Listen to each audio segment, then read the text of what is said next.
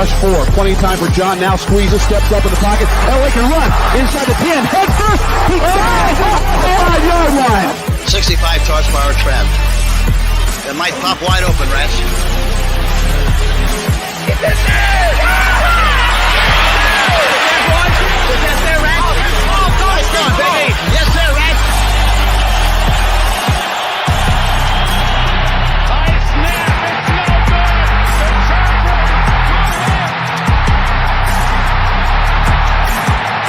Here comes the rush. He sidesteps. Can he throw? He can't. The ball flipped forward as loose. A wild scramble. 2 seconds on the clock. Casper grabbing the ball. It is ruled a fumble. Casper is recovered in the end zone. The Oakland Raiders have scored on the most seedy.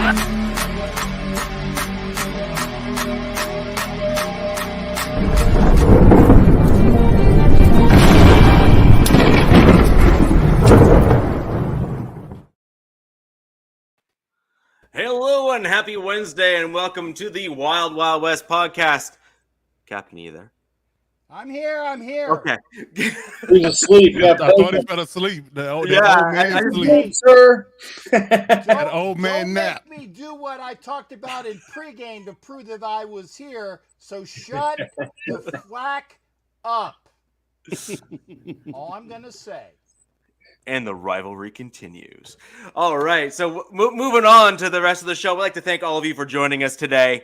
It is clearly a divisional game coming up, as you can clearly tell by the post intro tension. And my name is Richie Riche. I am from the MHRT Network. Over to my right on screen is Captain Jack of the Captain Jack Rackham YouTube channel. Directly below, the Carlton. There we go. At least we moved on from Will and Grace. And then we go ahead and we got Alex from Arrowhead Addict, who's directly below me. Alex, how are you?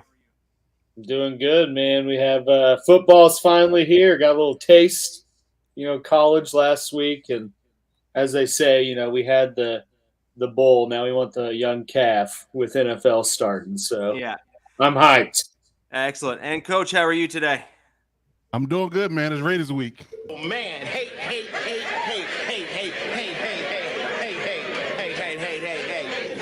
All hate. It's all hate this week. Wow. Hate. All right. We are really getting into this. I had a funny feeling that this might be how things are about to go, but it is what it is. So, is that all you got? That's freaking weak, man. Hey, I don't see you with any audio cue ups right now. I don't need to. He's got his own. It's all produced in-house. Alex, I don't need do not tempt. Extra fancy schmancy audio cue-ups. Yeah, we don't need any butt aerobics for coming from you. So let's just move on. Ace Ventura was a few years ago now, and let's keep it that way. But so we're gonna have an awesome show for you guys today. We've got some great guests that have teed up to introduce a new segment on the show. It's going to be called the 3-point stance, and that segment's going to include fans, super fans, and podcasters from other teams coming into the show to give us the 3 things that their team needs to do to beat one of ours. Just kind of depends on who's playing who and all those good things. It's going to be really, really interesting, and I love having other NFL teams jump in to the show and start talking football. All right. Coach. What happened? You didn't see that? On, huh? You didn't see Clifford's comment? We're gonna have to pull that one up again. I think. Yeah. Raiders colors. Yeah. Right. Raiders colors. Listen, I don't have an orange jumpsuit on, so I don't have Raiders colors on. So let's just be honest here. Black and white stripes, or orange jumpsuit, then that's not Raiders colors. So let's just move on past that. It's a Chargers shirt. See that? It's a Chargers shirt. Chargers hat, Chargers shirt. So I'm getting down. Again. There you go. Yeah, a little itchy, right? Yeah. Like that, and Cap looks like Charlie Sheen in 2.5 Men right now. So the old version. The 80-year-old version. The 80-year-old version of Charlie Sheen. Are we already talking about drinking some? Was it tiger blood? Tiger blood. Yeah. Winning. Yeah. Tiger's blood. You Winning. lame clown. Winning. I knew he'd have it. There we go. So everyone who's joining us tonight, we'd like to thank you for coming into the podcast. We have a lot of the usual suspects, if you will. I'm hoping that we're going to also start seeing some of our opponents jump in here and start talking trash too, because that'd be awesome. I love having other NFL teams kind of come and interact with us as well, particularly on the opponent side. Yes, I am wearing black again, Tito. Good observation. But if you note, the logo is in fact the podcast. So let's not get things crossed. That's a lie. Yeah. Are we? Oh, okay. That's I'm a lie. gonna Commitment say to it because excellence. You friggin' just teed me up. I'm gonna look at the trophies in my Super Bowl trophy case, and I'll allow you to look at. Oh, never mind. That's always your little lame argument. Yeah. You got a trophy in 1955, and we don't have any. Okay, fine. You don't All right, have whatever. no trophy in 1955. You started in 1960. You didn't hear what I said. I said you want to reference a trophy you had in 1955, and we don't have any. That's the words I said. That's what I said. He said You what don't he even said. know when your team started. That says it all. I wasn't born, so sir, anything predating my birth, I don't keep track of. I'm sorry. I'm not a historian. I don't get paid to be a historian in life. I'm sorry. Anything past 1979, before 1979, I don't know about it. Let's just put that on the card on the table right now. You were born in 79. I was born in 79, sir. I want to see an ID. I think you're full of crap. You think I'm older than that or younger than that? Older than that. I'm older than I. Oh wow, okay. I'm older than that. Okay. Yeah. No, sir. I'm 43 years old. Always have, always will be. May 30th, 1979. For those listening, that's my birthday. Always has, always will be. For that May 30, 1979. And it's coach defense. Okay, because I'll get your name one of these days. We're gonna have all the Raider fans that you think we're running around in orange jumpsuits. Friggin' spam your ass and take all your credit cards away. There you go. So I think what's going to start happening now is now people know your birthday, and now you have a whole group of Raiders fans that now know exactly who you are. What's the So last you're gonna get like the Raiders e-cards that are gonna get sent to you saying happy birthday. Right. Right. I think Tito was asking for the last 4 of your social. You got that? Or No, I'm not giving that out. Sorry. Not my full name, not my social, none of that. My employee ID number, none of that, sir. None of that. I'm sorry. That's hilarious. I mean, it's on my Twitter, so it's not like it's not public knowledge. My birthday is on my Twitter account, so it's not like it's a secret. So I'm not hiding anything. Awesome. So before we get into everything, do we want to talk about? Let's start talking about the quick news before we jump right into the meat and potatoes of it all, which is the fact we actually have real football coming up in a few short days now. With regards to all of that, I mean, the Denver Broncos inked a massive deal for Russell Wilson. I figured we would be remiss to not discuss that. I have to imagine. How dare they do that? They just taint their whole roster by paying much money to one person.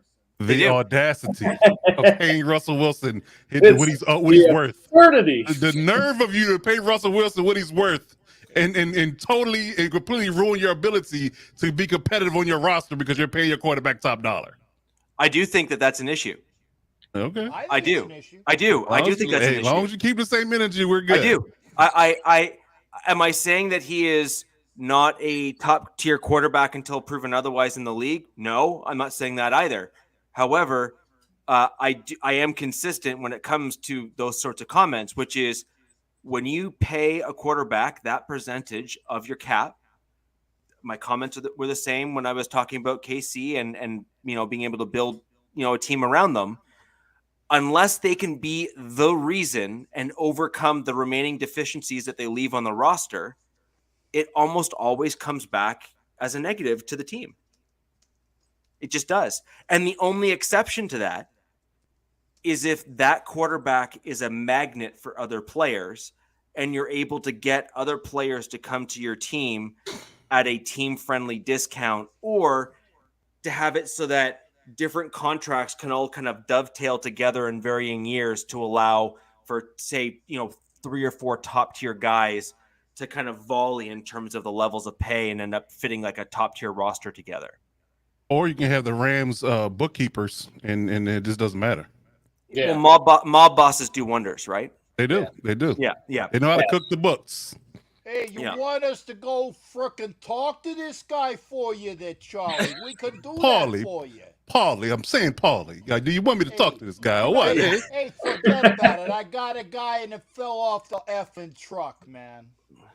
No, all they do is the Rams owner rolls up in a 6-body caddy. Yeah. And then pops the trunk in front of Goodell and says that's a 6-body trunk.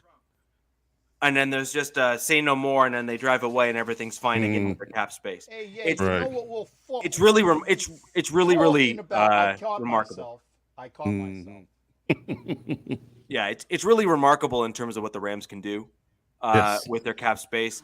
Although they do bring in these guys on 1-year deals, pay them a top salary because they brought a top tier guy in, and then they're out the door, and they seem to cycle through.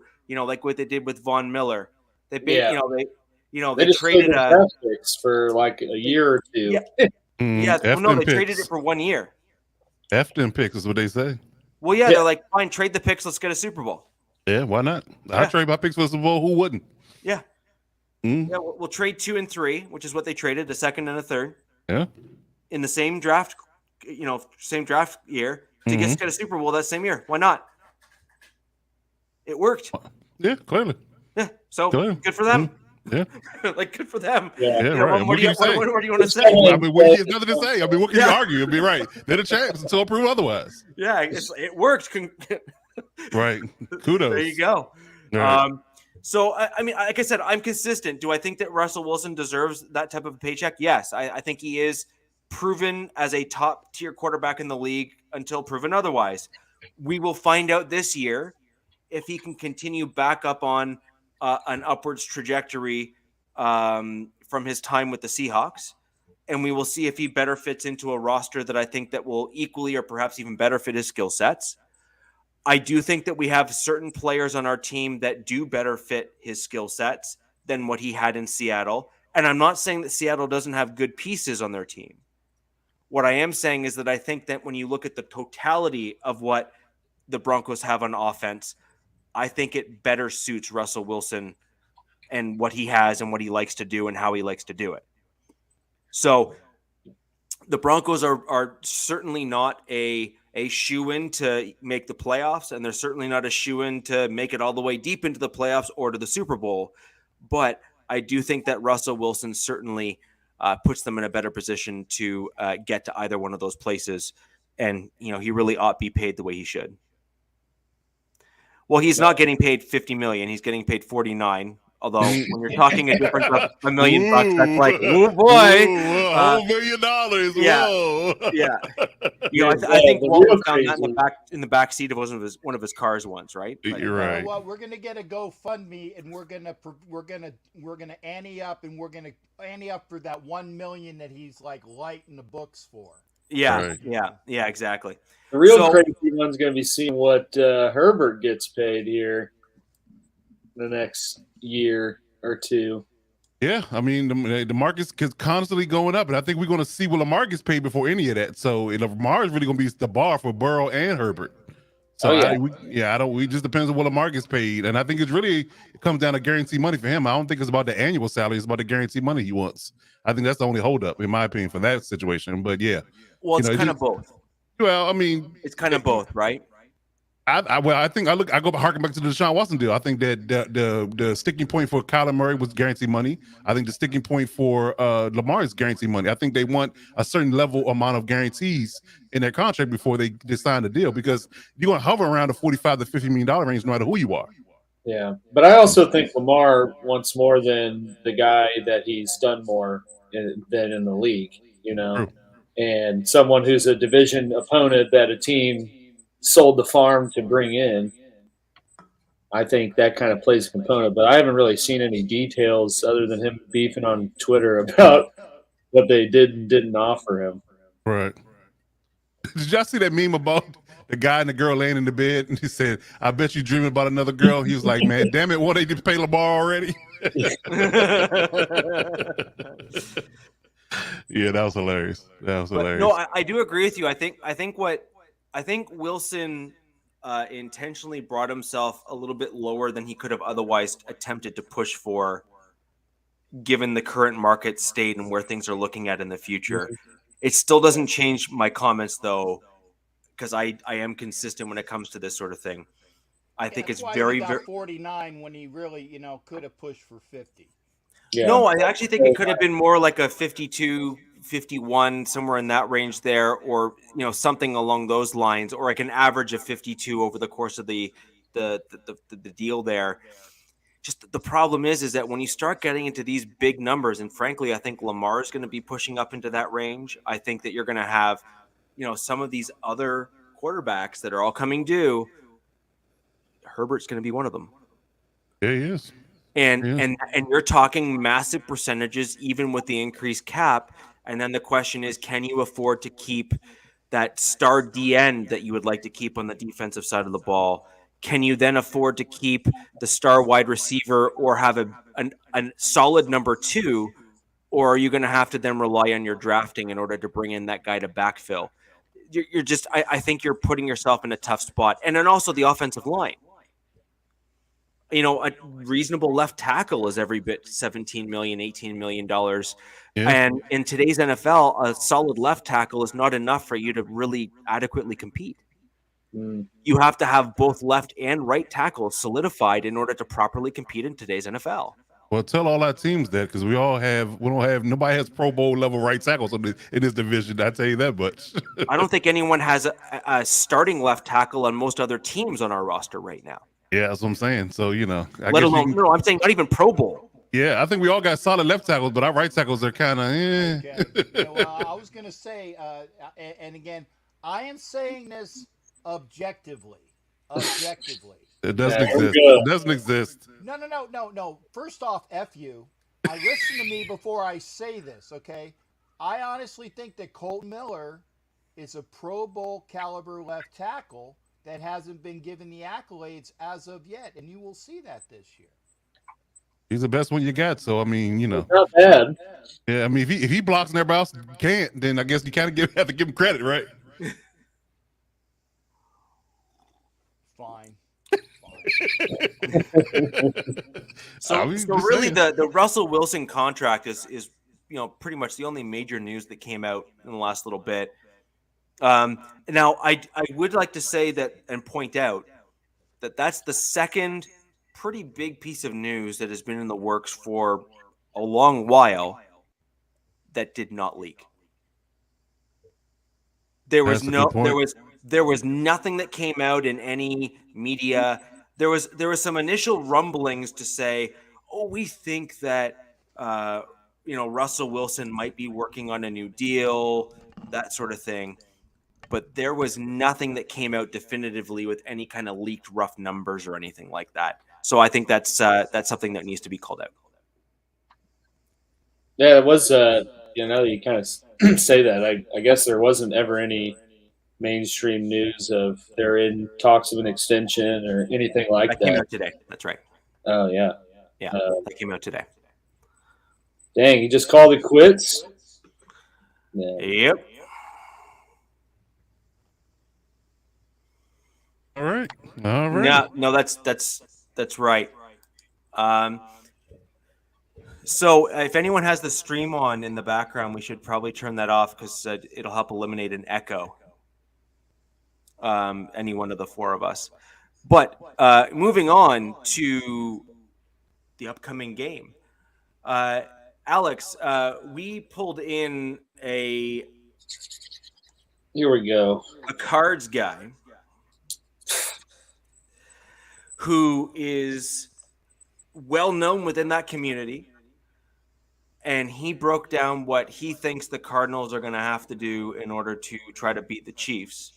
And in full disclosure, before I throw into the video and we kick off our first 3-point stance video here, I actually think this game is going to be much closer than a lot of Chiefs fans think. And without further ado, let's hear what the Cardinals have to say in terms of what they need to do to beat the Kansas City Chiefs in Week 1 of the NFL.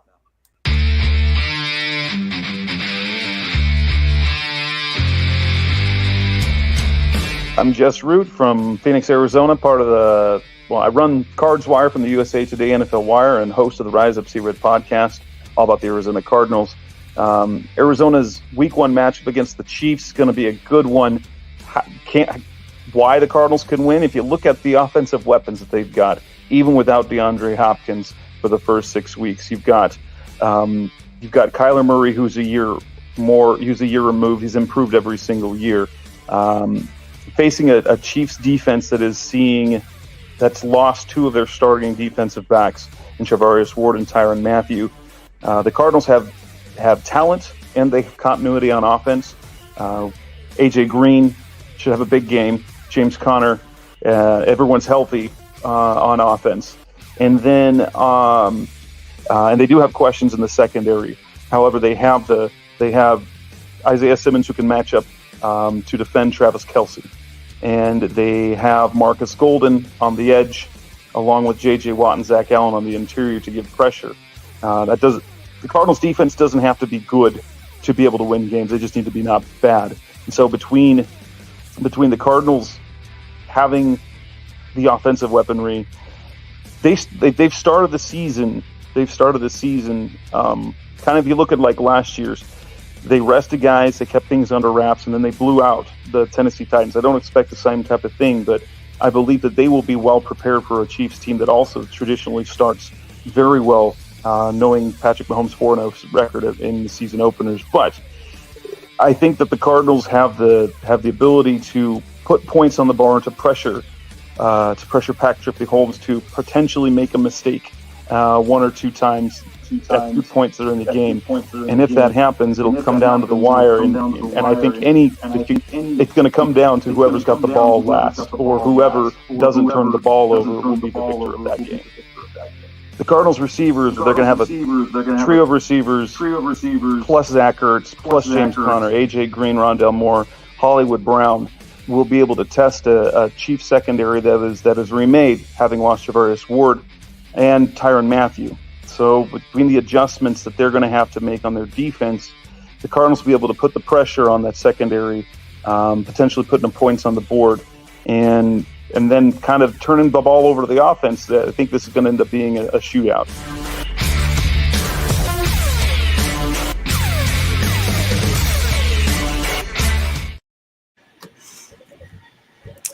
So, Alex, how did that go? I commend his opinions and support for his squad, but he anytime you're major, noting the players, you mention AJ Green, who, like my man Hefe said, is 45. I mean, come on. And I do think that it's going to be somewhat of a shootout. We talked pretty early on when I got onto the show about the strength, the schedules when they came out, and that the Chiefs got a pretty crappy schedule in terms of difficulty.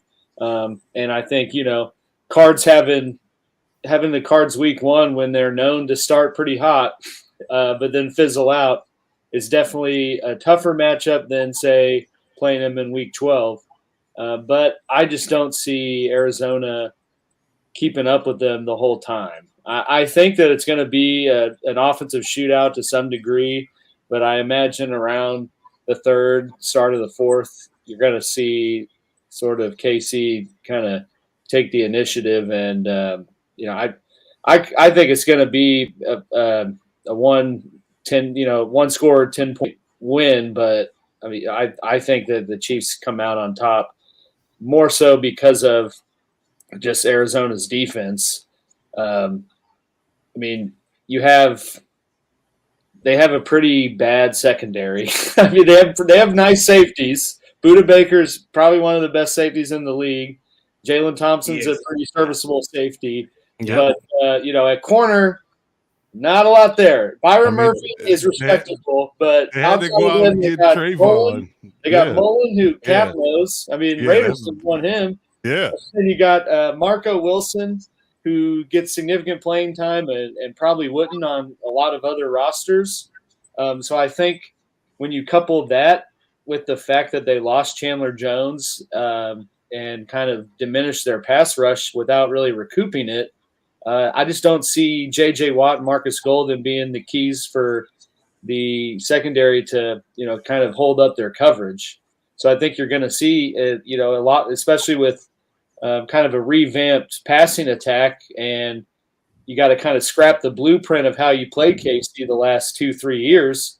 I think that's going to be sort of a recipe for disaster once we get into the later part of the game. I mean, I think the Cardinals have a very good offense. It would especially be better if D-Hop was there, and you didn't have to mention, A.J. Green. You didn't even talk about Marquise Brown. I would have thought that. No Hollywood talk? Yeah, that was bad. And I expect them to move the ball, and I expect Arizona to put on, have some good offensive drives and plays themselves. But I just think kind of with the fact that you don't have their key playmaker, so to speak, or their pretty much kind of clutch playmaker. I mean, I think we've seen at least 2-3 end of game highlights of Kyler Murray throwing a Hail Mary to D-Hop.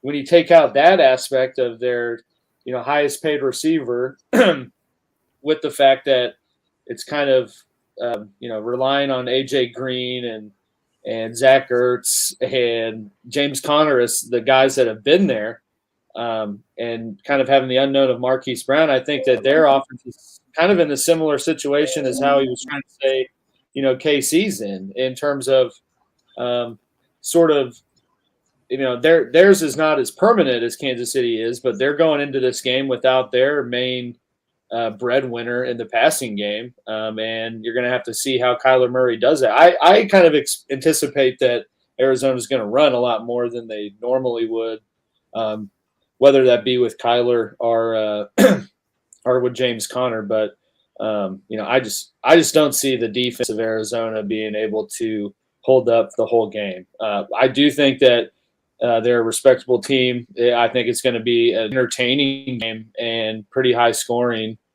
kind of similar to like the Rams Chiefs from a couple years ago, where it was just everyone was scoring touchdowns. Not to that degree, but I think I just read this chat. Sorry, I just glanced over at Chris Gang's message and I couldn't not laugh at that. But I think KC comes out like 35-28, somewhere in that range. Well, I mean, I keep on hearing and all the seeing all the chats here is that you're all predicting that the Cardinals are going to start strong but finish weak over the course of the season. It sounds an awful lot like, that 14-year-old kid on prom night. Wow. However, with that in mind, I figure this is a rather fitting comment with regards to pulling one out. And well, that's what she said. I just thought that was too good of a lead in to miss on. But I actually think that when you're truly looking at the way that the Cardinals have started the last 2 seasons at least, they have come on looking like a very dangerous football team in the NFL. Mm-hmm. And I do question and wonder, there seems to be a little bit more continuity on the Cardinals than there is on the Chiefs, generally speaking. Yes, your quarterback's there, and yes, you have the same head coach, but your offense was always predicated around 2 to 3 people, and even your second and third option are no longer on the team. So you brought in a whole bunch of new kind of rotational guys, and you're still waiting to see who fits. I'm not saying you're never going to find out which one of them fits, but I'm saying this is the first game. I don't think that they plan on any one of them fitting as the guy. I mean, Mahomes even said today in an interview, I apologize to all you fantasy managers, but we're not going to have just one guy. So I think one guy and fitting. It sounds like a train's going to be pulled on Cardinals, man. Yeah. So I just my big thing has been the last 2 seasons, and the reason why I said what I said before the first video they're kicked off with the Cardinals is they've looked really strong over the course of the last few seasons. The Chiefs have typically also looked strong, but that's with one of them won the Super Bowl in their division, title game. The other one, I don't think made the playoffs. So but your offense has also been predicated around having, a complement of players that are more familiar. There's been less turnover than there has been this last offseason. And there's been rumors now, whether or not we're going to see it, although we did see it in preseason, where there was certainly more running of the football, and Mahomes played more in the preseason than he typically would as a result of that. So it's going to be very interesting, in my opinion. And I do still stand by my previous comment. I don't think the Chiefs are going to look awful by any means, but I do think that the Cardinals are going to potentially surprise many, or at the very least make this a much, much closer game than most people are thinking it's going to be. Fair enough. Coach, what about you? Yeah, it's a tough call. I mean, I'm very interested in kind of dialed into the idea of what the Chiefs offense is going to look like post Tyreek Hill. Will Andy finally get back to, well, I won't say get back to, because he's never really been a proponent of running the ball, but will he add more elements to the run game in his offense to kind of figure things out? I think I mentioned something about this on my podcast, is that I think they might kind of lean towards that and be kind of vanilla, so they kind of figure out what they have chemistry wise with their new receivers, and they'll kind of lend to the idea they may air it out more as the season goes on. But it's just a matter of it's a trial by fire thing. I guess you can say that it might come to fruition when it comes to the Chiefs offense. It might be safe and methodical early on, and then once we discover what we have as an advantage, who's that guy? Maybe McCole Harbin is that over the top guy, that game breaker that they brought him in to be. Is Valdez-Scantling going to show what he could have been in Green Bay?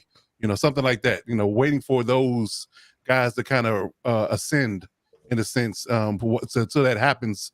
I think they're gonna be kind of basic, kind of vanilla. You're gonna see a lot more checkdowns, a lot more draws, a lot more screens. Safe plays, safe but effective plays to keep the offense flowing, get some rhythm, and then allow them to really understand what they had from an offense perspective, and as they bring everybody together as starters. Because although Mahomes did play a lot during the preseason, it wasn't a full gamut of offensive linemen and receivers and running backs all on the field together. So this will be the first time. So it'll be interesting to see. So I'm waiting for it, but I do think the Chiefs will win. I think my guy DZ said the same thing I'm thinking. The Cardinals are not going to do us any favors in this division by beating the Chiefs. I don't think that's going to happen. So I fully believe the Chiefs will win that game. I'm hopeful. I'm not holding my breath either, but I am hopeful. Yeah, well, yeah, like hold your breath, it might turn blue. Yeah, I know. I'm not holding my breath, but next week. I'm hopeful. But because I do kind of think that there's a bit of an issue that the Cardinals have, which is that they're just not able to keep the same tempo and energy as the season progresses.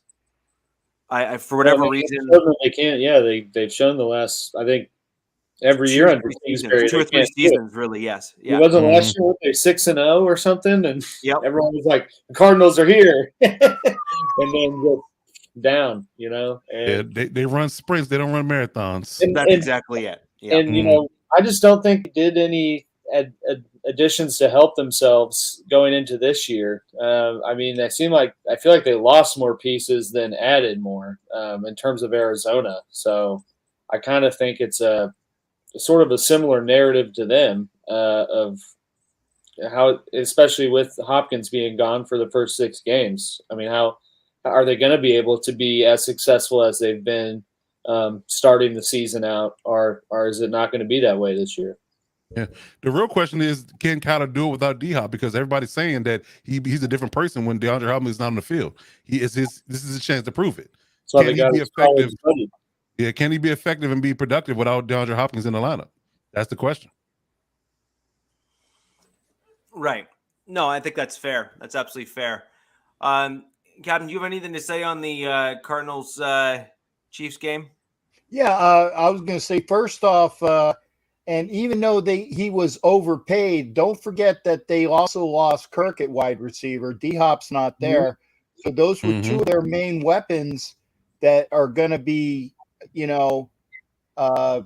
need to be addressed. And, I think it'll be good for Murray to figure out how he's going to overcome those deficiencies.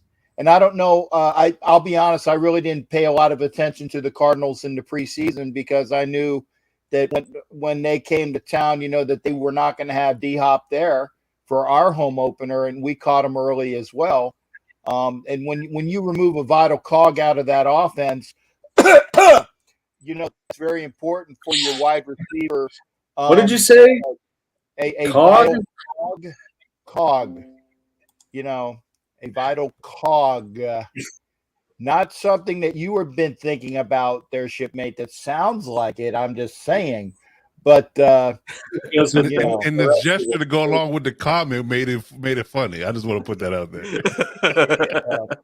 Anyway, I just think that it's going to be interesting to see.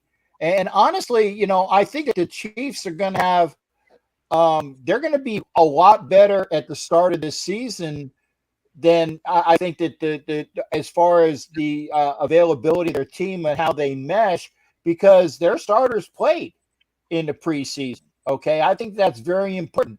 Whereas the Raiders and the Chargers held out their primary starters, and the Broncos and the Chiefs are going to be, I think, like a game ahead of everybody because they've at least built that rapport and gel by actually having their starters play.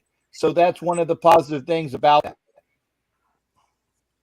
Not to mention, I meant to bring this up, but I looked at the injury report for Arizona, and they have a lot of important pieces that have not practiced yet.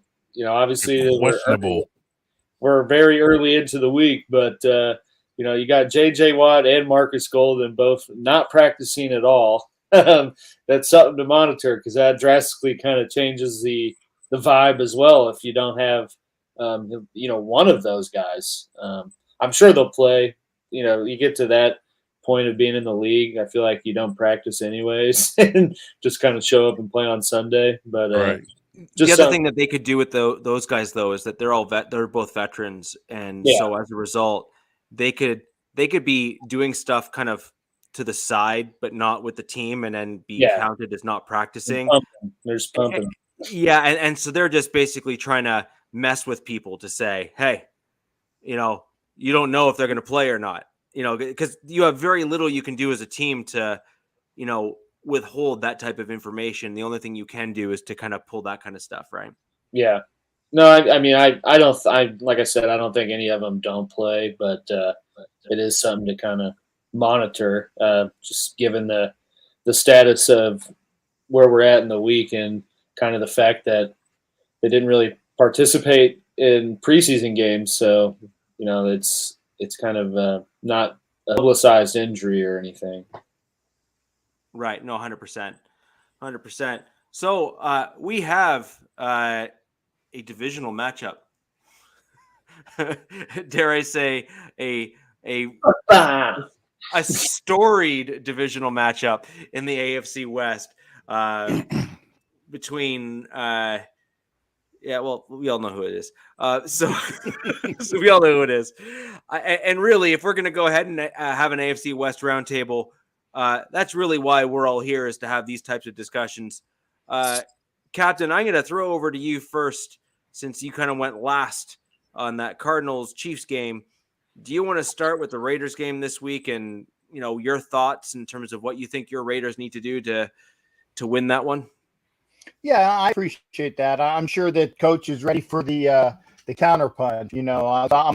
I'm gonna feed them all some points, and that's fine, because I look at this game again, and I kind of alluded to it earlier. The fact is that the Chargers and the Raiders did not play their starters in the preseason. I think that that's going to amp up a lot of the people. I know that Derek Carr last year against the Ravens in the opener was like so jacked up on hype that he overthrew a bunch of people, but it took him until like about the end of the half in the third quarter to actually calm the F down and start hitting the availability, okay? And I think that he needs to make sure he checks within himself. But that goes without saying. I think it's going to come down to this. We've already talked about the deficiencies that the entire division has at right tackle. We've already mentioned that. And everybody is saying that that is the key. Well, I will say this, okay? You scheme around deficiencies. And I will say that having Illuminor at right tackle in a system that he already knows with Josh McDaniels as his OC, and in Cheat land, with Carmen Brasili as his offensive line coach, knowing the playbook, knowing the plays, is going to be not as bad as people think. Okay. Could we have upgraded right tackle? Yes, we can say that across the board for all the teams here. But having that knowledge of what's going on and knowing that the coach is going to scheme away from the deficiencies there, okay? And the coach might not think that there will be a deficiency, but we will obviously ultimately see. If there's issues, you're going to have the tight end and or the running back out of the backfield chip. I'd not freaking do that. Okay, so anybody that thinks that I just got rid of Coach because I didn't like him, please, and by the way, I have. Were you trying to project?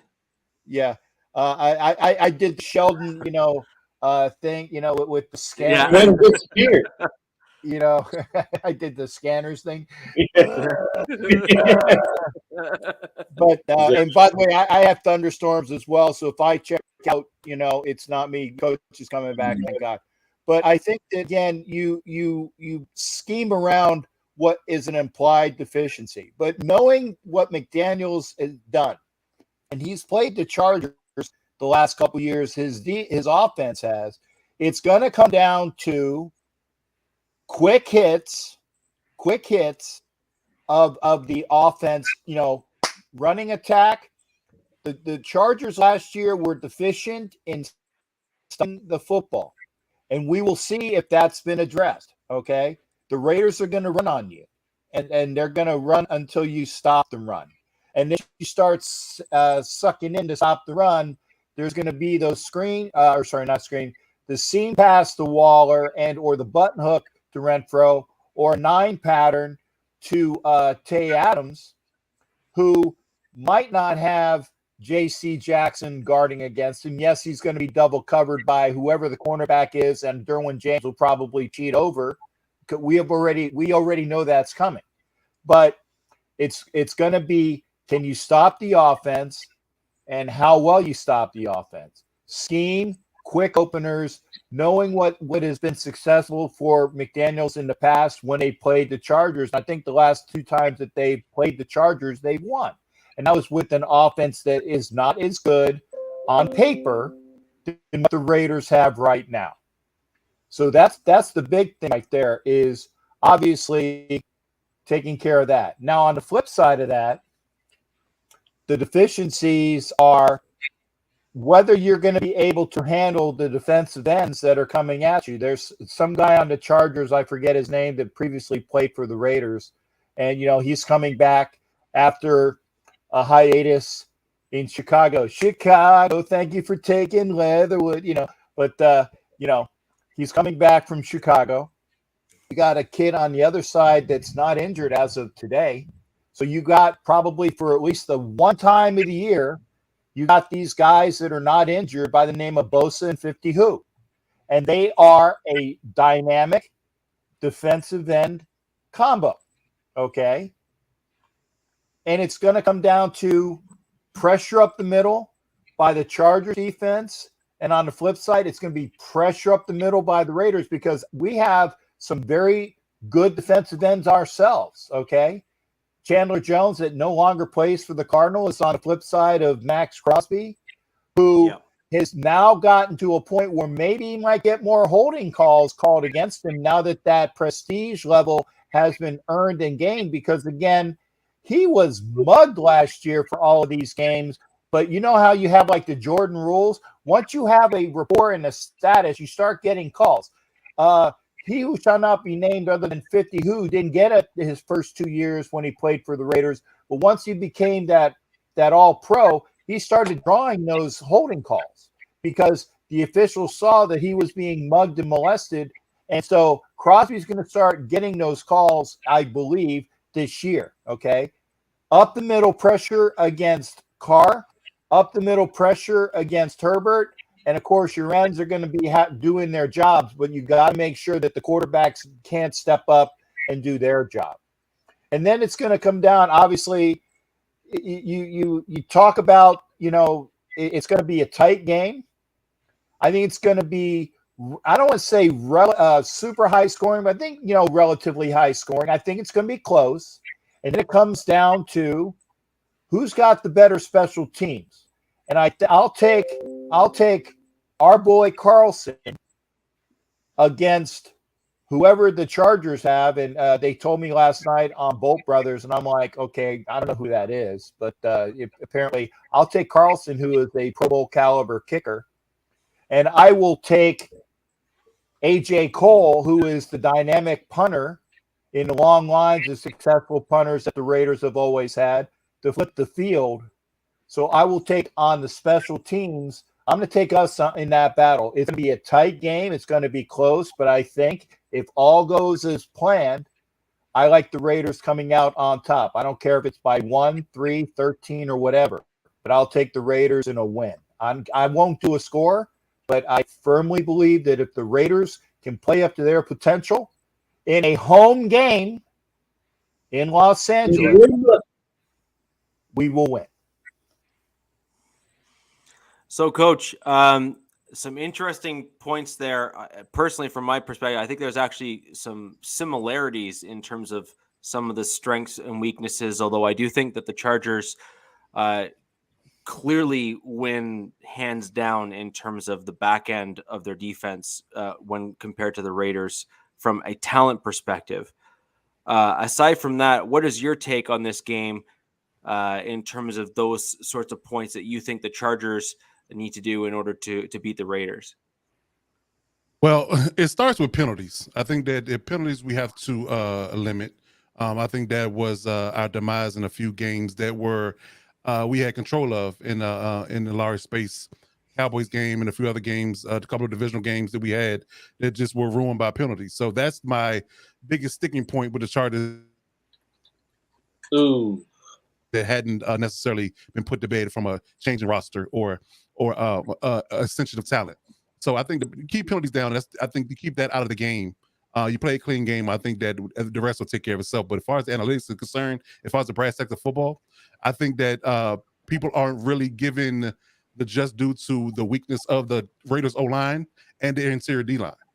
I think their interior D-line is a weakness. I think their O-line outside of Colton Miller is a liability.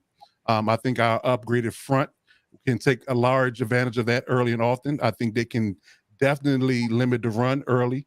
And if you limit the run early, if our offense stays on schedule, we'll put the Raiders behind and they will be pressed into a one-dimensional game, which will lend into the hands of our elite secondary.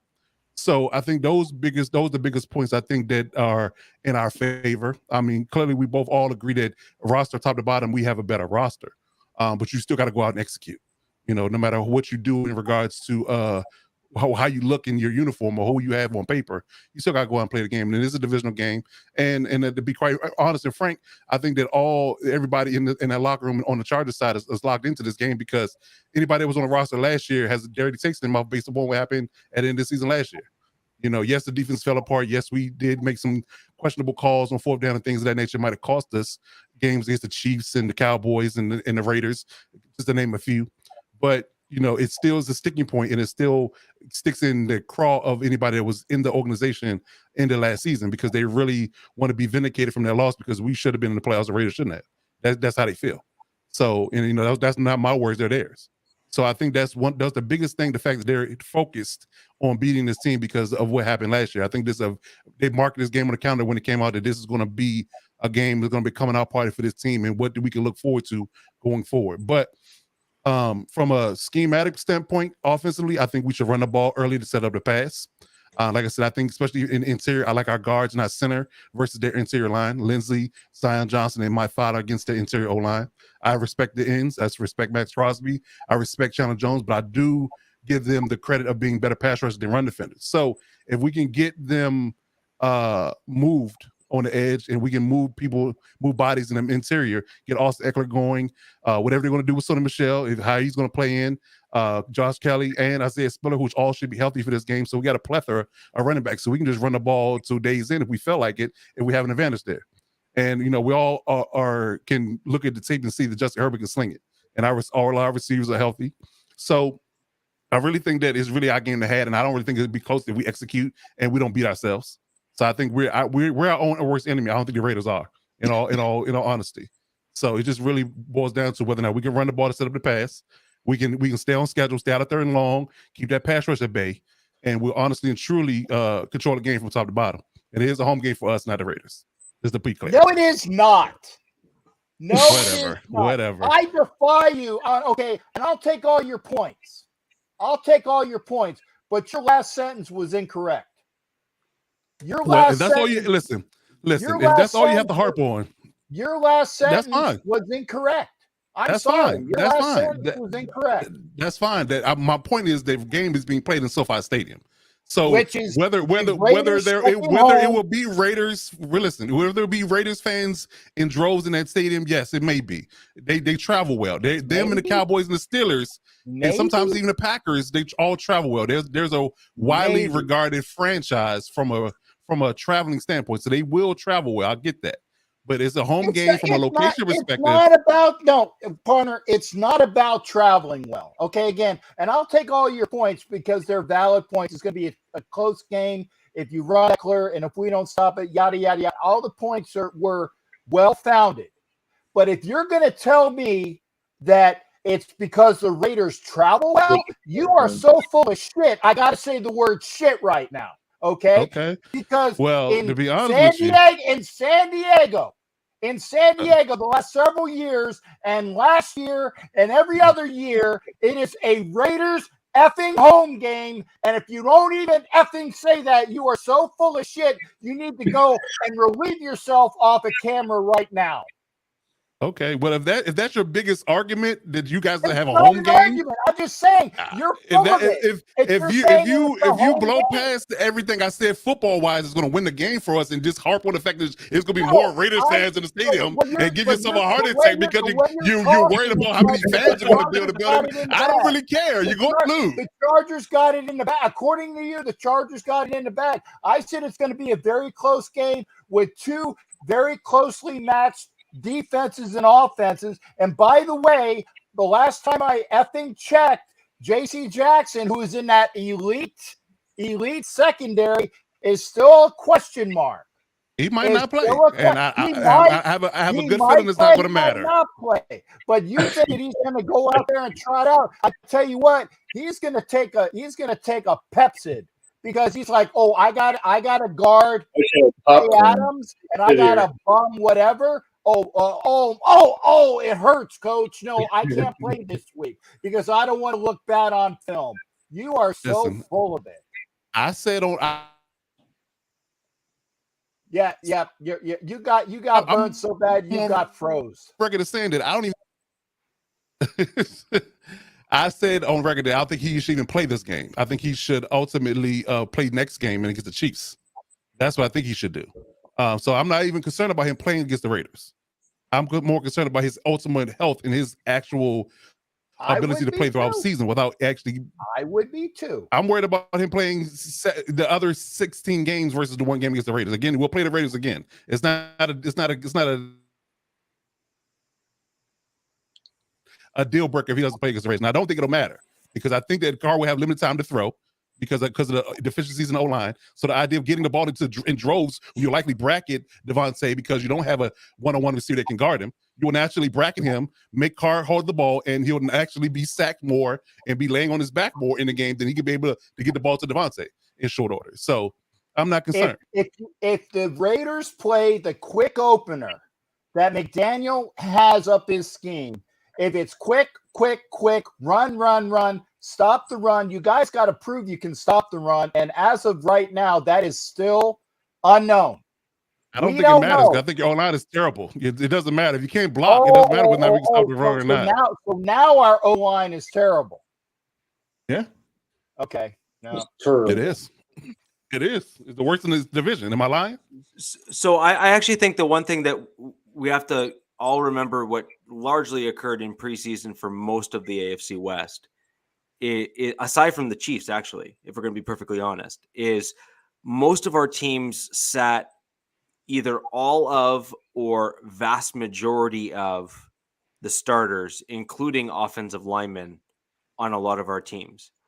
And sometimes you saw a guy thrown in at a position to, get him like a game rep or two, that sort of thing. But a lot of the time we saw a good percentage of our starters just simply not play. So I think it'll be really interesting, and talk about being thrown into the fire, going up against a divisional rival for your game one.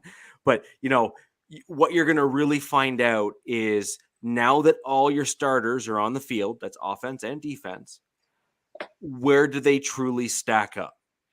And the benefit or detriment, again, it can flip either way.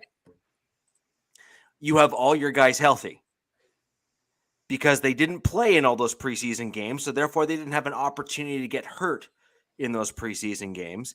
And by and large, from what I've seen from both the Raiders and the Chargers, you've been able to avoid the injury bug, generally speaking, for the most part.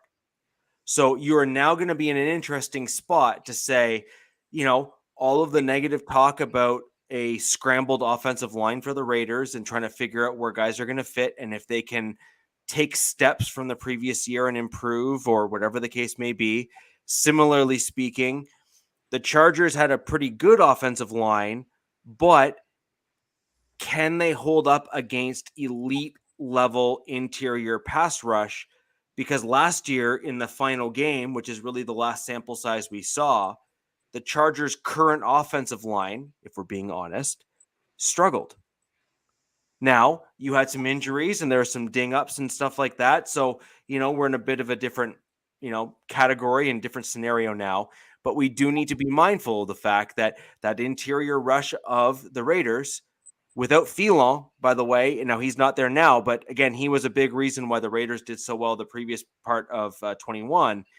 That's why I have to disagree with you because, well, first and foremost, from a personnel perspective, only two of our starters out of the five were on that line in the last game of the season. Fowler was hurt.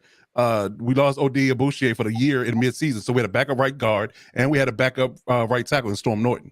The right tackle's different. We have a first-round draft pick in Zion Johnson at right guard now. Corey Linsley's there. My father's now healthy, Rashawn Slater. So to me, that's complete and utter overhaul of the O-line going into this game. So I don't think that having an interior pass rush for them, which I don't think they have. I think their edge rushers are good. I don't think their interior pass rush is good. Like you said, Filon's not there going against backups. So I think that's a point that's not going to be a situation where you can honestly, truly say that that's going to be a negative for us. I think that's a strength for us this time around, not a negative. Well, I think it'll be interesting, and this is why we're here. This is why we're all talking, and this is why we're trying to analyze kind of where things were at and that sort of thing. Frankly, the Broncos are in a similar situation where some of the guys we have back now have come back from injury, and we have questions. It sounds like the Chargers do as well, which is, what are they going to look like now that they're back? I think that's the question for everybody. And no, I'm not even saying that's unique to the Chargers. I'm saying the Broncos have the same questions too, right? And so, I mean, divisional rivals and divisional matchups are always interesting. You know each other so well, and you have more tape on your divisional rivals, really, in truth, than you do on any other team in the NFL. And that's what makes these games so interesting. And that's why so many fans from opposing teams, there seems to be more crossover within the division as well in terms of fans, just because you happen to know each other better. And that's what makes it so interesting. And that's what makes shows like this one so unique, to have all of us kind of gathering together and having, the four different teams all under one roof, despite the fact that, you curse each other out from time to time when you're about to play each other. I only said the S word. Well, for the record, Cap curse, I didn't. No, Cap I know. Curse, I didn't. Yeah, I know. And you know what? It's only because your last comment was such horsepucky that I had to say the S word. Like I said, if that's the only thing you can harp on, I'm feeling good about myself. Because it's wrong. It's blatantly friggin' wrong.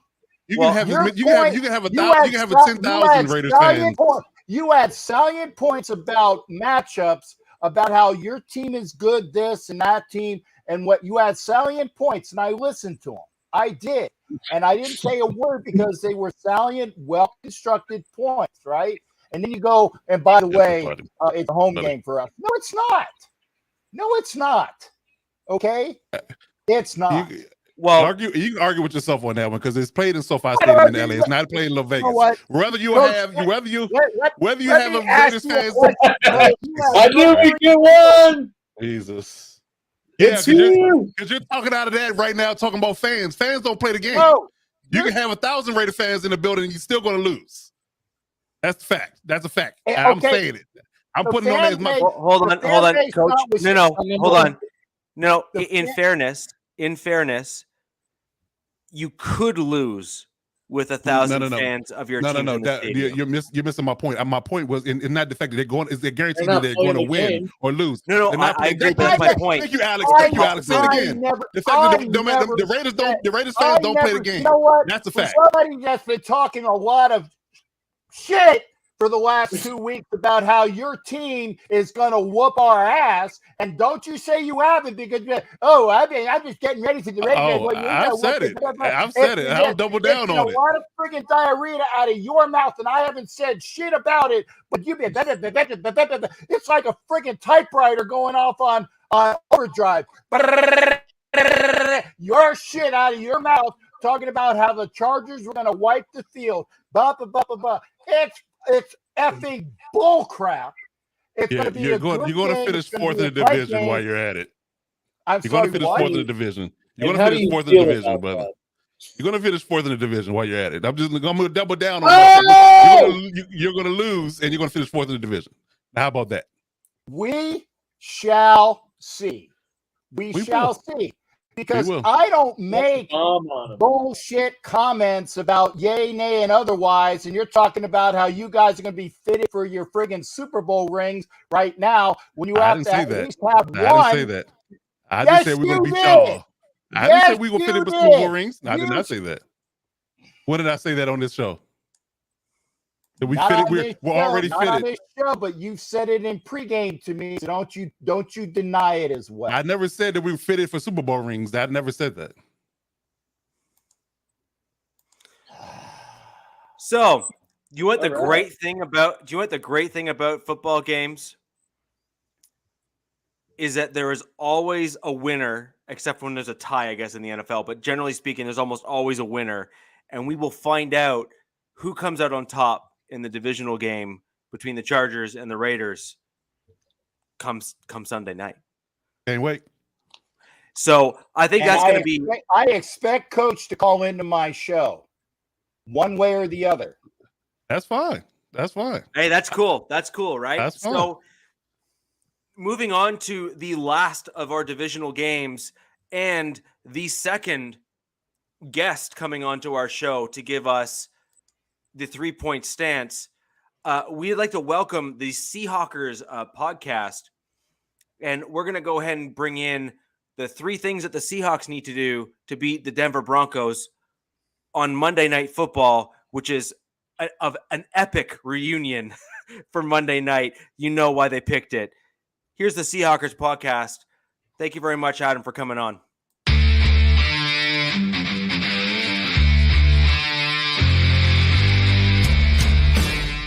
Hey, Broncos fans, Adam here from the Seahawkers podcast.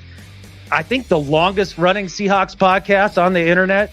So we've been here throughout the entire Russell Wilson era, and it's exciting to come and talk to you guys here when we go to face off against Russ for the first time. I think we have a pretty good feel for who he is and what he might bring to your team. And so here are 3 things that the Seahawks can do to ensure victory for themselves Monday night at Lumen Field. And I think number one, and this is first and foremost, is stopping Williams and Gordon. You guys have a monster of a backfield. They're great backs. You can't deny it. I'd love to, but you can't. And if we can stop your running game, that is going to be the entire key to our defense having any success at all. Because as much as Russ wants to fight it, he plays his best football when he has a good running game behind him. So stopping them is number one priority. Number two is being able to play two high safeties throughout this game. It's a complete necessity, because if we've learned anything as Seahawks fans is Russ can't play when you're playing a bunch of deep zone, whether that's 2 high, 3 high, 4 high, however you want to play it. It really makes him struggle. And so I look for the Seahawks to play a lot of 2 high safety, maybe rotating Ryan Neal up high with Quandre Diggs and bringing Adams down in the box to help with run support on defense. And number 3, it's the running game of our own. I mean, you guys poached our quarterback, so now all we can rely on is our running game. And we have to see Rashad Penny come back and be the back that he was last year.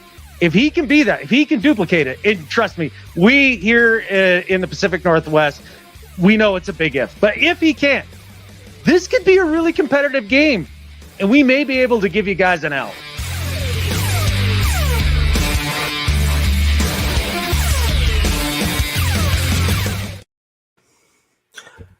Again, I want to thank the Seahawkers podcast for jumping on, giving us their 3 points for the Denver Broncos versus Seattle Seahawks coming up on this Monday Night Football. It's going to be really, a super interesting game. A few things that I think a lot of people are not really factoring in. And by the way, after the rant between coach and captain, for those of you who are not joining us live, the chat is almost scrolling now with banter back and forth, which is hilarious from our perspective here on the other side of it all. But with regards to the Seahawks versus Denver Broncos, I think a lot of Denver fans are not paying close enough attention to the changes that have been made on the Seattle Seahawks offensive line. They have made massive changes on the offensive line. They looked far better than they have in years past on, the last 3 years, probably in the NFL. They've spent the time and the resources in the proper areas to try to bolster their team. I still think the Seahawks are about 2 years out from being truly competitive, and they need to obviously get a quarterback to, I think, replace Wilson in order to truly be competitive. But they're backfilling their team the right way. They've built up their offensive line better. They're starting to rebuild their defensive line a little bit better. And I do really think that in the next few years, you're going to start seeing them take those steps up the way that we saw them in years past. But I don't think that's the year, or this is the year this year. And I think that the Seahawks are going to struggle to stop our running game, because our offensive line is truly designed and built around the running game, and I think that's going to be a very difficult thing to stop. And the other thing that Russell Wilson does have going for him, while he struggles targeting the middle of the field, he does very well in deep ball throws. And I think we have some of the wide receivers, Jalen Virgil, Montrell Washington, and KJ Hamler, to really stretch that field. So, with regards to the Broncos, I think our strength this game is also what you guys were all talking about. Alex, I think you mentioned it first, but then coach and captain, you both mentioned it in your 2 takes there from your divisional game, is the Broncos did not play their starters at all. And I think that's both a strength and a weakness for the Broncos. 1, there's rust that needs to come off, but 2, none of our opponents have seen the completed defensive line or the fully completed gelled starting offensive line come game day. And so because you don't have tape, as long as they have gelled and are properly prepared, which no one can say that our Broncos did not look properly prepared in all those preseason games. And that's a credit to the new coaching staff. And I think that we're going to come prepared for this coming game against the Seahawks. So as a result of that, I do believe the Broncos pull this one out, but I think it's for different reasons than a lot of other Broncos fans are pulling out. I think it has to do with see, I re-referenced what we said earlier. You noticed that, did you? Yeah. Come right back around. Oh yeah, right back around. Yeah. It was in Inception. Yeah, right. There you go. I'm glad you picked up on that. That was I thought it was going to be an airplane joke, but that's fantastic. We caught it. Yeah. We caught it.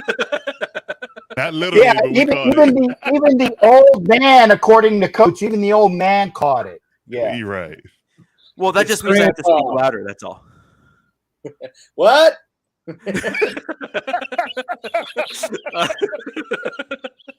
So I'm gonna get my friggin' cane next time. I'm gonna knock it up against the screen. Oh, that's awesome. It would be. That would be awesome. That's awesome. Old man yelling at clouds. Come here, you frigger! Oh man! Tell me you at least have a Raider sign that says "Get off my front lawn." No. We gotta get him one. We gotta find that. We gotta find that. Hey, you guys find it for me. I will place it in my yard. Fantastic. So, what we've seen from the Broncos this preseason has actually been the exact opposite that I think we're going to see during the regular season, and I am interested to see what you guys think of it too. We saw better pass protection offensive line with our backup offensive lineman than we did a run blocking offensive line. What we saw last year was the exact opposite. We had a very good run blocking offensive line that was good at moving guys off the line and opening up run lanes, etc., but they did not pass pro very well. Captain, you have a pretty good idea within Broncos country. You have quite a number of Denver fans that you know. What are your thoughts on the Denver-Seattle game? I think that it's again, it's going to be the premier game as far as what people want to see. They want to see Russell going back to Seattle, and I know that the Seattle fans are classy, unlike the people that says we have a classy fan base, because first you have to have fans to have a classy fan base. To Callahan there, but I think that the fact that Russell's going to be going back to Seattle, he's going to get a nice ovation because again, they do love him up there. It's gonna be a good game. I think that the Broncos will definitely take it by the fact that I think they have a much stronger team than what Seattle has, and that's one reason why Russell dipped out. He saw that that ship was sinking, and it was time for him to get out of there, get out of Dodge, and so he got out while the going was good. No, I do think that's somewhat true. Although I think if you're going to look ahead a couple years, I actually think the real reason why Russell left was because he wouldn't let him cook. Well, yeah, I think that's actually what it is. And so my personal thoughts on it is that Russell Wilson is at a stage in his career where he is looking ahead to his legacy and how he's going to be viewed from the entirety of the NFL and from a Hall of Fame perspective. And I think what the challenge that he has right now is too many people throughout the fan base do not think that he was the reason why he won a Super Bowl. And I think that he is looking to be used more as a pocket quarterback and then to be seen as the reason why he's able to get and win another Super Bowl in his career. And I also believe that when you win a Super Bowl with the second team, Peyton Manning, Tom Brady, in recent memory, that puts you in rare air statistically in the NFL, historically speaking. In recent history, recency bias, it's not an uncommon event. But when you start going back and look at the history, like the true history of the NFL, you're in rare air when you start doing stuff like that. And I think Russell Wilson is looking at things from a personal legacy perspective, as well as wanting to be looked at as one of the top quarterbacks of his generation. And he believes that moving to the Denver Broncos and putting players around him, even reworking his deal, maybe if he has to, in order to get the right guys in here, would be likely something that he would be willing to do. Because I think he's now he's now playing a bit of a Tom Brady game where he's looking at his he's looking at his legacy. Yeah, no, I agree with that. I think he's, the minute they got him, I thought of the sort of the trajectory that went with Peyton Manning when he went to Denver. Kind of a small window to be successful, but pretty good chance to be successful, if you know what I mean. But yeah. So Sharif actually just had a very interesting comment here. You're right, he has. In fact, you're not wrong at all. Half of the elite QBs in the league right now haven't played in 10 years. Yeah, but that's the problem is that when you look at how people view him optically from the outside in, that's not something that's on their radar. Now, should it be? Yes. But that's not what's on their radar. And it's very similar to what you heard as the narrative with Tom Brady and Bill Belichick. Is who is the reason why? Well, as it stands right now, Bill Belichick has not looked spectacular without Tom Brady. So when you look at the Tom Brady leaving and winning a Super Bowl, optically right now, Tom Brady elevated his status by leaving and then going on and winning with the Buccaneers, or fake Pirates, Captain. I'll correct myself for you. Okay. So that was a win that Tom Brady had versus, Bill Belichick as a result of him leaving. And I think Russell Wilson is looking to do exactly the same thing. I think it's warranted and deserved for someone like Russell Wilson. He seems like an absolute classy guy. He's done all the right things since he's been in Denver. He also has probably the corniest saying that I've ever heard come out.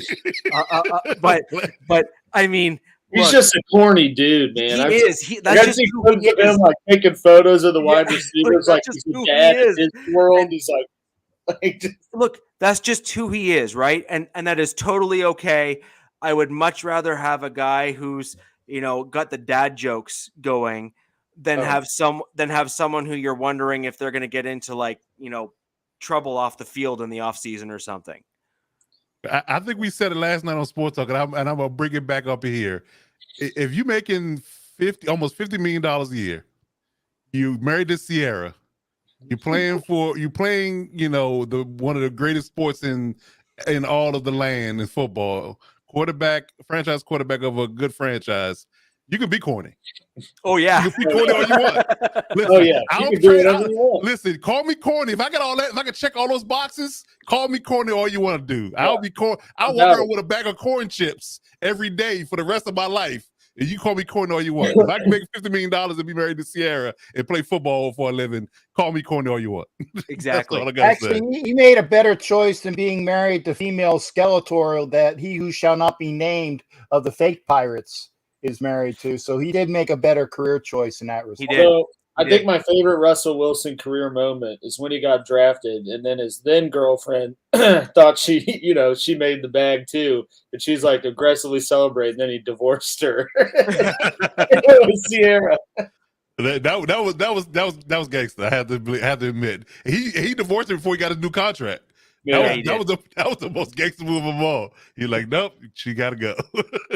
So I do want to address this because this is actually a common comment that comes from the Denver Broncos that I've heard almost everywhere. So if you're talking about DK and Lockett, sure, they're proven commodities in the NFL. And I think they have unique skill sets. And I think they are certainly good.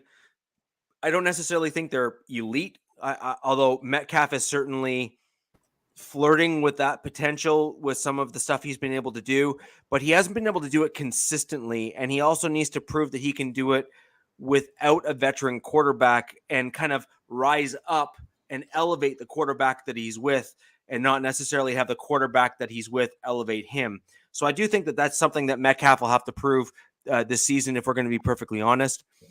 Well, I think some of it too is, were those guys good because of Russell, or were they good because that's exactly what I meant, right? That's a big question. That is a big question. That's exactly what I meant. I'll tell you right now, in fantasy, I'm like dying to get Cortland Sutton because I think Russell Wilson's going to make him, what DK I and drafted Lockett him. kind of were. I drafted him, so I'm looking for Cortland Sutton to have a good I game. mean, because I think some of their success are sort of the impression people have of DK and more so DK than Lockett, but both of those guys being better weapons. They haven't had to catch a ball from anyone other than Russell Wilson. So I'm not convinced that plugging Geno Smith into that offense is going to make those guys as statistically successful as they've been in years past. I don't think nobody does. I don't think anybody has that sentiment. Yeah, no. And so, No. so to this comment here, if you look at the overall complement of the Denver Broncos offense and compare it to that of Seattle's, I just simply think that the Denver Broncos, from a skill position player perspective, are in a much better position for a guy like Russell Wilson, because those wide receivers are all primed and ready for a veteran quarterback to take them from here to here. And that is what they are missing. You've already seen Cortland Sutton do very well with mediocre quarterback play. You've already seen Tim Patrick make a name for himself in the NFL with mediocre quarterback play and have other teams start to say, okay, who is that guy? Why did we not know about him before? And why did Denver get him and not us? Right. And then we also have other guys like KJ Hamler. I also believe that Jerry Jeudy, while he's looked okay, but not great. I think that with a quarterback who's more accurate with the football, like a Russell Wilson, will elevate Jerry Jeudy's play, because that's the type of quarterback that Jerry Jeudy needs to have on the roster in order for him to succeed, especially at the NFL level. So I think that's another kind of raising all ships, right? Better quarterback play is going to raise those other wide receiver positions. And I think that a guy like Russell Wilson will help polish someone like Jerry Jeudy and force him to improve. And then we have Jalen Virgil and Montreal Washington, who have come in as one an undrafted free agent as a rookie and another one as a drafted rookie, that are both looking like polished route runners even at this point in their career. Yeah. So either way, I actually think that that looking ahead and seeing what we have on our team compared to that of Seattle's, I actually think that our position groups at the skill positions are better than what Seattle had. Well, like Seattle podcast guy said, I mean, I think the running game is also going to really help.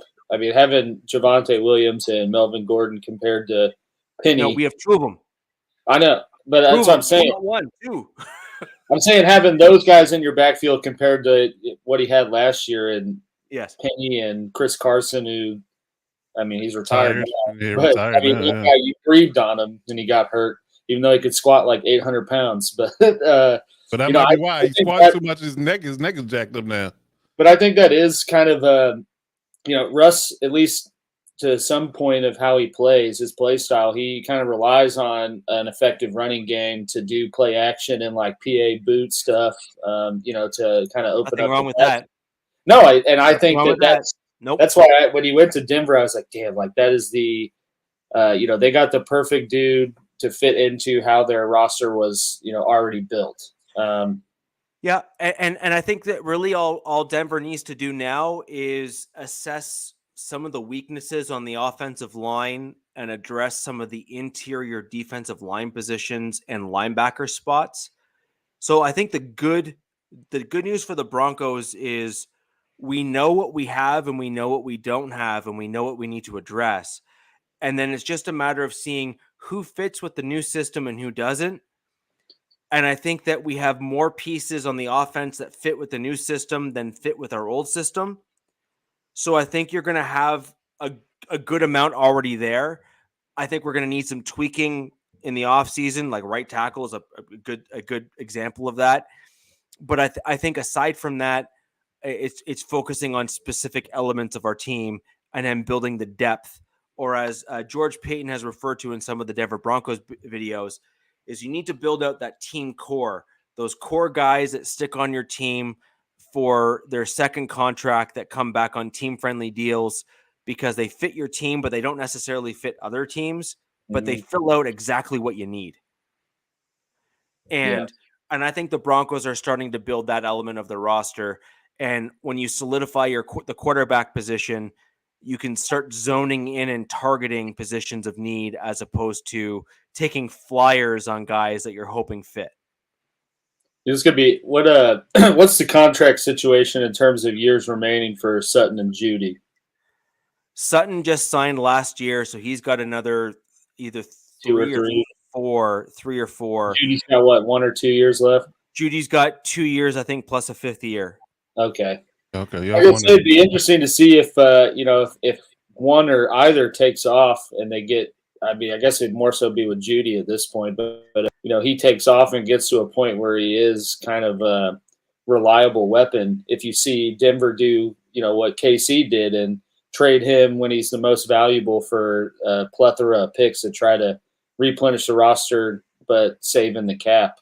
Because I really think if KC is successful, you're going to see a lot of these teams that have to pump a $50 million plus cap hit into a QB. You're going to see them do stuff like that because that's really the only way to do it outside of selling the farm like the Rams do to be, relevant.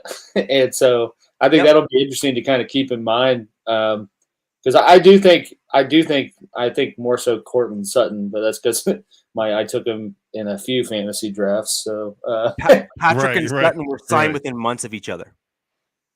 Okay. So DZ, I appreciate.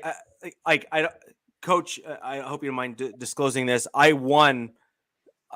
I promise you, it was random. Like I didn't even know where I won a contest on Coach Defense. Oh, he told me. And I smelled some collusion. Yeah, and are you smelling the barbecue there in KC? Good for you. About 3 hours south. But yeah, but so I had a choice between Eric Saubert and Tim Patrick. I opted to go with the Tim Patrick jersey because I committed live on this show that was the next jersey I was going to get. And so the one thing you still got a chance for Saubert. So Saubert is my next jersey. No, y'all got to bet. Remember, y'all got to bet. Y'all got to bet between if Saubert catches a touchdown, you go buy your jersey. Remember? Yeah, like Saubert's my next jersey. Like that's what I'm saying. Like Saubert is my next jersey. You're calling it. I like that. I like that. I see what you did there. I like that. Saubert is my next jersey. And okay. No, but I really truly believe that he is the type of guy on our team that every NFL roster wants. He is reliable. He always shows up. He never gets hurt, and he always does his job. What more do you want? I just don't get it. What more do you want? Some more catches. Some more production on the stat sheet. Okay, so who's your second tight end? The Chiefs? Yeah. Blake. Well, not right now, but Blake. Yeah. Sorry, you had to think about it. Okay, we're done. No, he's hurt. Oh, that's even better. My dad is Noah Gray. And then you got Joey Fordson, who I think is going to be a sleeper kind of dark horse because he's not a traditional tight end. And you've already seen that. I think he's caught three or four touchdowns in the preseason from Mahomes. So I think that's someone you're going to see. You're going to see something kind of a good contribution out of. What you need to be careful with those hybrid tight ends, the guys that are not necessarily tight end standards. You see them in Waller, for example, who is not a traditional tight end. He's more of a tall, quick wide receiver at the tight end position. Is a lot of the times they were not used to taking that kind of abuse in the college level, and they can actually get really hurt really quick at the NFL level. Well, and you just need to be careful of that. And frankly, NFL safeties, I'm going to take Derwin James as a great example of that. He's a hard-hitting safety, covers really well, and does all the right things the right way. I mean, there's a few other safeties like Buda Baker and some other guys like that kind of are in a similar mold in terms of how they play. And then you have a few of the other real freak athletes at the linebacker position that just clobber guys. And those are the types of players that really take a guy like that and put them in their place. Yeah. And I think you have to be careful with that. Well, very and also rare with Fortson, at least in the preseason, they didn't use him like, as an absolute they don't do a whole lot of like 2-3 tight end sets anyways. But you saw him use them a lot in the red zone. And I think that's kind of where they do that. You see them do, like the trick shovel passes to Kelsey or Blake Bell. But I think they're going to use Fortson as more of a deep, I guess deeper red zone route type of high point, catch it in the corner type of guy, just out of the tight end position. I don't see him using them. I don't see him going in 22 personnel and marching down the field with a guy like that at tight end, but and they don't really do that anyways. But I do get what you're saying. And I mean, you see it with Waller and guys that kind of get banged up more as they're used more. So I get what you're saying, but I don't think they're going to use him like that. Well, no, but your coach doesn't play that way anyway. But I do think what you're going to see from the Broncos is what was working well for us in preseason last year. Yeah. So we had the 2 flanking tight ends on certain offensive scheme sets. I'd be very surprised if we didn't see that this year as well. And when you get into 2 tight end sets for the Denver Broncos, you're going to have Alberto on one side and Saubert on the other. And then you will then... Pardon me? I said I like Albert. I like him a lot. Well, he's a good dude. And that's because he's on his fantasy team. I see that glimmer in your eye. He's not actually. No. Oh, I invested heavily in Kyle Pitts, man. No one. Who else are you going to throw to there? Well, I invested heavily in Dalton Schultz. I understand. Yeah, well, I finished my last draft last night. I'm in 5 leagues, so I'm only in 3. You got me beat. I can't say no to people. Right. I had to dump 1 because I was like 6 is too much, but 5 I think I can do. Okay. So no, Andy Reid doesn't really play that style of football. Alberto is going to be a really interesting tight end for Russell Wilson. He's got a rare blend of size and speed. I don't know what it is that is keeping him out of the Eric Saubert league in terms of blocking. He went to Mizzou. They don't block. I just don't know what it is. That's it. What it is. I mean, Mizzou puts a tight end out there, and they're rarely like, hand down on the line, and they are not blocking. So yeah. So I mean, I don't know what it is, but Albert O has had some epic blocks. Like some of the best blocks last season were from Albert Okonebuam, and he nailed it. He killed it. And then on the very next play, he looked like a turnstile. And so it's really, really interesting how someone who has done so well in one play then kind of turns out and you kind of question why he's even at that position, the very next play. Whereas Eric Saubert seems to kind of just be that kind of level, that level. Yeah. And with an outside zone concept or mindset, that I think will help just the tight ends in general and blocking, and people like Alberto who aren't as good at straight up blocking, because outside zones kind of just beat a man and set the edge. So I think in general that'll help him look better overall in blocking anyways. Right. And so another thing that I think that the Seahawks are going to have to contend with is the depth in our tight end room. And I say that because it's hot garbage anyways. So I mean, I said the Seahawks are just dog water anyways. I think I said hot garbage, but dog water sounds better. Is not good. No, I'm partial to hot garbage. Dumpster fire. I'm partial to those. Fire, right? Right. No, but I think when you look at the overall Denver Broncos tight end room, it's almost a bit of an embarrassment of riches. We have Eric Saubert, we have Albert O, we have Tomlinson, who's going to come back pretty soon, Andrew Beck, who's a tight end, fullback, pass catcher hybrid, and so you have all of these options, and then you have Dulcich, who's going to come back at some point in like week 5 or 6. And he's just, a nice to have. Like, you know what I mean? He's kind of similar to Alberto, though, just like a speedy pass catcher. Athletic, yeah, very Hey, athletic. don't count on him to block for you. No. No, That's why and I you agree. have, Tomlinson and Saubert, to kind of counterbalance the Right. the two. Right, but that's why a guy like Eric Saubert and Tomlinson are so important. Is both of those guys can block, both of those guys can pass catch, and then I think when Dulcich comes back, I think he and Albert O are your pass catchers. And if I'm going to be kind of speaking well ahead of kind of my turn in terms of what's going to happen in the season, I think that puts Andrew Beck in kind of the odd man out role. Yeah. And I think that from a fullback perspective, I think Saubert and Tomlinson could play that role if we needed them to for the odd play. So, in my opinion, I think that Andrew Beck is the odd man out when it comes to that sort of thing. But I just think from a skill position perspective, the Broncos are in a pretty solid place. We have some known commodities, and with an upgrade at the quarterback position, I think that that's going to allow them to elevate their game and do some things where 2 tight end sets. I also wouldn't be surprised if we have 2 back sets where we have both Javonte perhaps and Gordon on the field at the same time as well, because I believe our offense is going to be a little bit more creative than it has been in years past. We've also seen some similar stuff to that in Green Bay as well. So it wouldn't shock me to see that type of play here from our current coaching staff.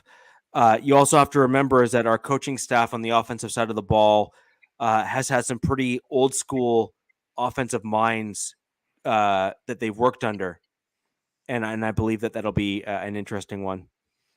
Question to Richie and Alex. I just answered it. Who was the better offense between? That's an interesting one. I do think that's an interesting one. I think it comes down to pedigree at this point, and the fact that the offense is in the second or third year or fourth year, depending on which players you're going to kind of go down the line. So I think at this point, KC probably has the better offense. However, I think that KC is in a retool and reassess mode this year. And so I think that you're going to see our offenses be a lot closer than they have been in years past. And depending on how quickly KC can pivot based on who they have and what they want to try to be eventually, it's quite possible that by the end of the year, the Denver Broncos could be in a better position offensively. I'm not saying that that's a guarantee. I'm simply saying that we're both in transition. So the question is, which coaching staff and which GM has put the better player personnel on the field, and which one fits and which head coach or offensive coordinator or both can best utilize the players that are on the team. At this point, I'd have to give the nod to the experience, which is on the Kansas City Chiefs, but you always have kind of the dark horse that comes out, of the kind of the unknown. And you saw that with a guy like Sean McVay. You saw that with some other guys in the NFL. Nathaniel Hackett, you can't rule him out as being another one of those guys. No. You'd be remiss if you did so. I know I pointed at myself the minute he typed it, but I agree with the points you just made. And they are both in transitions, like you said, but in different ways. And so the main reason I think kind of across the board offensively, I think all of the AFC West teams match up pretty evenly. There's a little wiggle room in between the lineups, but in terms of offensive weapons, I think every team across the board has a pretty good array of weapons. Some have obviously a little more than others. But the biggest reasons I would say KC, at least heading into the regular season, has the better offense is, like you said, the continuity with the coach and QB, and not retooling the system or putting someone who has to run the system new into the program. And just the fact that I think KC just has the best offensive line and has the most stable offensive line. I agree with that. For sure. 100%. and it's hard to. I mean, the game's always controlled and pretty much won by the trenches, and I just think that that's sort of the deciding factor as to why they are better. Like I said, heading into the season, just because of the returning Reed and Mahomes, but also returning your offensive line that gave up the third fewest sacks in the league and passed the second most. So that they are tested and experienced. So that's an interesting point. So that's actually where I was going with my previous comments. Yeah, is you're in transition, and I think that the issue that you have right now is you didn't go out and target a wide receiver, for example. In the draft is what I'm specifically referring to. You didn't go out and target a wide receiver as a UDFA or a free agent or whatever. Now, you brought in free agent wide receivers. They did get Justin Ross, UDFA. Right. But you're waiting for someone to establish themselves. Yeah. And so as a result, you're in a transitionary year. Can that wide receiver transition into the NFL and succeed? Yes or no? Who knows? We don't know yet. Neither do you. So then and Sky Moore is another one. Thank you. Yeah, I was going to say that. Yeah. They didn't get a first round wide receiver, but they got a second. You're literally talking question marks at this point. Yeah. And when we're looking ahead and we're trying to figure out who's the best offense and we're having those discussions, I agree. Your offensive line is the most stable and is the most consistent and did very well last year. Now, I'm going to preface all that by saying that was under your old scheme, which was very pass heavy. So then the question is, can you sustain that level of success with the current offensive line that was geared around a pass happy offense in a offense where you're going to likely need to run the ball more? Yes or no? Neither of us know the answer to that question. We can surmise and say you're probably going to be okay because they're, seasoned veterans and they're probably going to be able to do their job. But you truly don't know because typically speaking, run-heavy teams often look for different types of offensive linemen. You often have an offensive lineman that's a little bit more geared towards pass catching versus run blocking. They're slightly different skill sets and require a little bit different style of player. So I think it's a valid question and a valid point, something that if you're going to be honest with yourself, generally speaking, you actually have to assess appropriately. And I'm not necessarily sure that the Chiefs are well suited for the style that they're going to be changing. Well, I don't know if they're, I know I've said on the show and preached they need to run the ball more, but, at the end of the day, that's not really how Andy Reid operates. And, it's not like they're changing their scheme in terms of Andy Reid, trying to drastically change the offense. They just don't have the same people involved in it. But, I think that it just the offensive mind of Andy Reid, he's going to find a way to make it work because he's always done that. Obviously been more successful in terms of postseason production and accolades in KC than Philly, but he's always been known as the offensive guru that kind of no matter what you do to make up his lineup, he's going to make it a productive offense, one way or the other. And so I think to that degree, you kind of have to give them the praise until they show it's not earned anymore. Right. No, I think that's fair. So I want to just take this one comment here as we close out the show. And again, I want to thank everyone for joining us live. And for those of you who weren't able to join us live, do so next Wednesday. Trust me when I say I guarantee there's going to be some fiery takes that come up after the game. So there's been a few things in the chat. There's been a few things that come up in the chat. Coach has had to go to another show that he jumps in at 9 p.m. called NFL Nation Live. That's with Ref Guru, the Violator, who is another Raiders. Cap. You said me, that's Cap, not me. No, sorry, I meant Captain. Sorry, yeah, Captain. Yeah, right. Yeah, Captain is with the Violator, who is another Raiders super fan. Absolutely top class guys over there at NFL Nation Live, and NFL Ref Guru is a former NFL referee, and so he has some really interesting takes in terms of kind of what's going on and that sort of thing. But with regards to this comment here from Mike, I know you're a Raiders fan, so I do want to address this. I'm sure you recognize me from coming into Captain Jack's show. The short answer is no.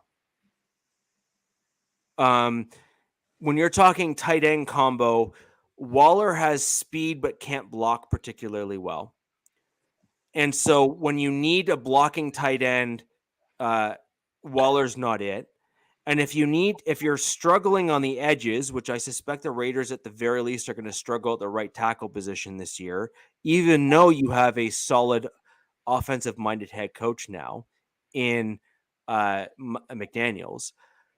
The challenge is that Moreau has also struggled a little bit in some of his blocking sets and is, dare I say, very similar to Saubert, which I've said several times on Captain Jack's show, but I think Saubert's a little bit better. So I think that Albert O is not as accomplished a pass catcher as Waller, which I think is fair to say across the board. It's just a fact.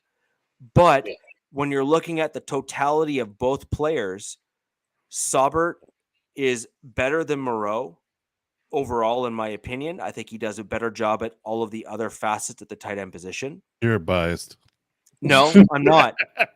I'm not. I actually had to throw that in. I just had to throw that in. I'm just clowning. No, I follow Moreau. I actually really like him. He's a great tight end. Don't get me wrong. Yeah. I just think that Saubert is a more polished, well-rounded tight end than Moreau because of some of the things that I've seen on the field.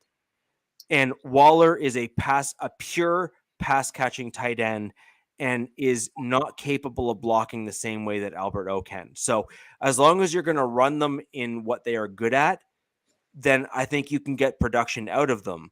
But the problem is that if you ever run into a point where you need to reposition them, like Waller to block or Moreau to block, then I think you're in a conundrum. I think you're in a difficult spot, because if you need to protect the edges of your offensive line and run with 12 personnel or 22 personnel, you can kind of use whatever language you'd like, which is flanking tight ends on either side of your tackles to help block because you're struggling against blocking the edge rushers from your opponent. Waller's not your guy. And Moreau is above average, but he's not as good as Saubert. And there's two elements to the tight end game, which is pass catching. Waller is better than all of them. I agree. But then there's the blocking element. And I believe that both Albert O and Saubert, when you look at the, tight end 1, tight end 2, are better than those that you have on the Raiders from the blocking perspective. So when I'm looking at the overall balance in terms of style of offense, I do believe that the Broncos have better tight ends overall to fit the current system that we're playing. So that's my take, and I'm happy for you to disagree. The great thing is Mike, I gave reasons as to why I disagree. You've just told me that you disagree. And so you can go ahead and find me on Twitter, and I'm happy to hear your reasons as to why you disagree. And you can leave comments down below. Yeah, there you go. as to why you disagree as well. My handle is right there. So, guys, that's going to do it for the show tonight. We'd like to thank you for joining us and coming into the Wild Wild West podcast here on this Wednesday evening. I really would like all of you to go ahead and leave comments down below for everything that you thought that I was wrong about and tell me exactly why. Hit me up on Twitter. Leave trolling comments as much as you'd like. And we look forward to seeing you next week. And guys, until next week, where the West Side is the best side, this is, in fact, the Wild Wild West podcast. Peace.